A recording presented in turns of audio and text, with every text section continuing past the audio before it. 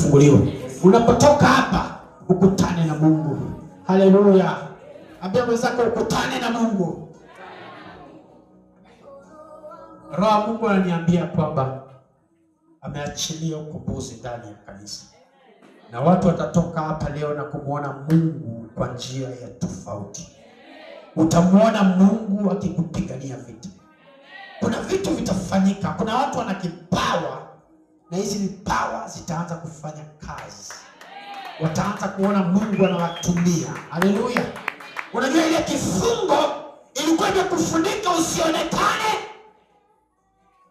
Haleluya. Lakini sasa Bwana anakufunua uonekane na mataifa. You are going far. In the name of Jesus. Neema yako imefunguliwa, nyota yako imefunguliwa, unaenda mbali katika jina la Yesu. Pigia Yesu vigelegele ya ajabu. Agama zako umefunguliwa katika jina la Yesu. Baba, nabariki watoto wako na waombea neema na kipawa.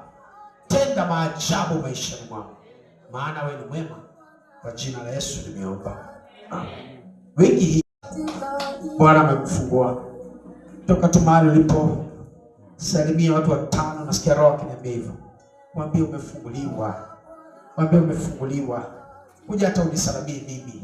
Sema umefunguliwa. Ukisoma Obadia chapter 1 verse 17 inasema, but upon Mount Zion there shall be deliverance.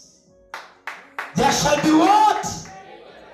And it shall be holy. Yani baada ya ukombozi kutakuwa na utakatifu. Mafuta ya Mungu yatashuka juu yenu. Alafu inamalizia kwa kusema, and the house of Jacob shall possess their possessions.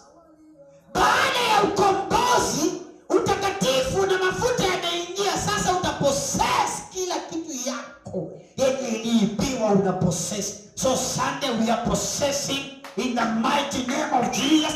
We are possessing in the mighty name of Jesus. Ambia jirani yako, I am possessing what is mine in the name of Jesus. Father, thank you for this word. Bless your children. Anoint your children.